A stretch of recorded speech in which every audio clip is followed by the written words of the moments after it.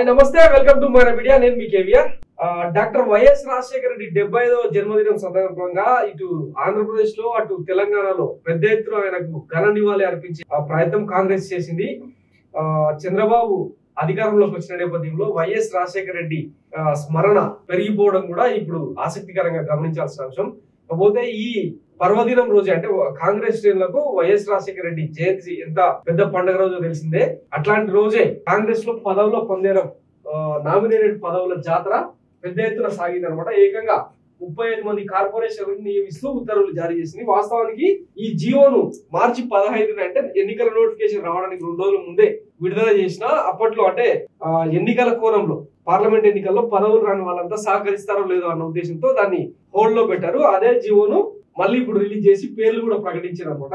ఇక్కడ ముఖ్యంగా చెప్పుకోవాల్సింది ఏంటంటే టికెట్ త్యాగం చేసిన వాళ్లకు ముఖ్యంగా అంటే పటేల్ రమేష్ రెడ్డి, కాల్వ సుజాత, రామరెడ్డి మల్రెడ్డి, బాన్స్వాడ కాసుల బాలరాజు, రాయల్ నాగేశ్వరరావు, గోషమహల్ టికెట్ ఆశించిన మెట్టు సాయి కుమార్, నర్సంపేట టికెట్ ఆశించిన జంగారాఘవరెడ్డి, తాండూరు టికెట్ ఆశించిన కాల్వ సుజాత, పాల్గొండ నుంచి ఈరువత్రే అనిల్, దేవరకొండ నుంచి బెల్లయ్య నాయక్, వనపర్తి నుంచి కె శివసేన రెడ్డి లాంటి వాళ్లకు నామినేటెడ్ పోస్టులలో పెద్దపీట వేయడం గమనార్హం అన్నమాట. నామినేటెడ్ పదవుల జాతరకు రాష్ట్ర ప్రభుత్వం శ్రీకారం చుట్టింది. మొత్తం 35 కార్పొరేషన్లకు చైర్మన్లను నిర్మిస్తూ ఇవాళ ఉత్తర్వులు విడుదల చేసింది. నిజానికి ఈ నియామకానికి సంబంధించిన జీవో మార్చి 15నే ప్రభుత్వం సిద్ధం చేసింది. ఎన్నికల కోడ్ దృష్ట్యా జీవో విడుదల ఆగిపోగా తాజాగా ఆ జీవోను రిలీజ్ చేసింది. కాంగ్రెస్ పార్టీ అధికారంలోకి వచ్చాక ఈ పదవుల కోసం తీవ్ర స్థాయిలో పోటీ ఏర్పడింది. ఈ పదవుల పంపకాల విషయంలో ముఖ్యమంత్రి రేవంత్ రెడ్డి రాష్ట్ర నేతలు పలు దఫాలుగా ఢిల్లీలోని ఏఐసిసి పెద్దలతో చర్చలు జరిపారు. త్వరలో లోకల్ బాడీ ఎన్నికలు జరగాల్సి ఉండగా ఈ నేపథ్యంలో పెండింగ్ లో ఉన్న నామినేటెడ్ పోస్టులో 35 మందిని వివిధ కార్పొరేషన్ చైర్మన్ గా నియమించింది. వీరంతా 2 ఏళ్ల పాటు పదవుల్లో కొనసాగుతారని ఉత్తర్వుల్లో ప్రభుత్వ ప్రధాన కార్యదర్శి శాంతి కుమారి పేర్కొన్నారన్నమాట. సో ఇవి దీనికి సంబంధించిన అంటే ఏ కార్పొరేషన్ కి ఎవరెవరు చైర్మన్ అన్నది కూడా ఇక్కడ మెన్షన్ చేశారన్నమాట.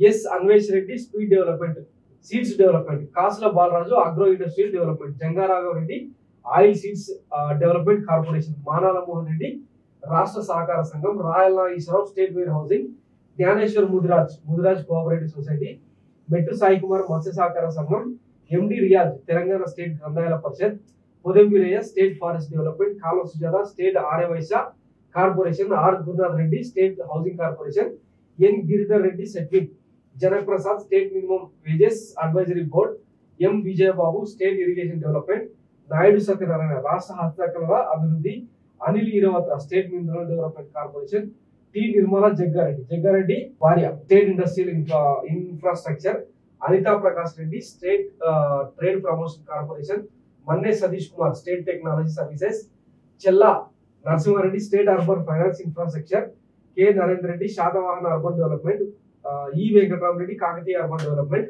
Malreddy Rama Reddy state road development, Patel Ramesh Reddy state tourism, M A Faheem state food corporation, Banduru Shubharani state women's cooperation, M Veeraiah state వికలాంగుల cooperative development, Shivasena Reddy sports authority of Telangana state, Alekhya Punjala state సంగీత నాటక academy, N Preetham state schedule caste and cooperative development, Nuthi Srikanth state BC cooperative finance, Bellaiah Naik state schedule tribals cooperative finance, K Tirupati state గిరిజన cooperative finance development, J Jaipal most backward classes development, M A Jabbar state minority finance cooperation vice chairman. So ఇట్లా మొత్తం 35 corporation పదవులను నియమిస్తూ ఉత్తర్వులు జారీ చేసింది అనమాట. రాబోయే రోజుల్లో కాంగ్రెస్ పార్టీని బలోపేతం చేసేందుకు అలాగే స్థానిక సంస్థల ఎన్నికల్లో బలమైన పోటీ ఇచ్చేందుకు ఈ నిర్ణయం తీసుకున్నట్టు తెలుస్తుంది.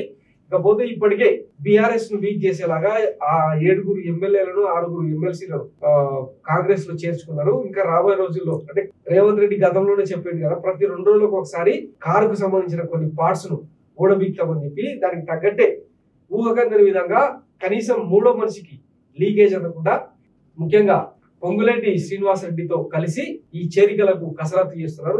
ఇంకా ఎన్ని వరుస షాకులు జరుగుతాయి అన్నది వేచి చూద్దాం. Thanks for watching my media. నేను మీ కేవీఆర్. Thank you.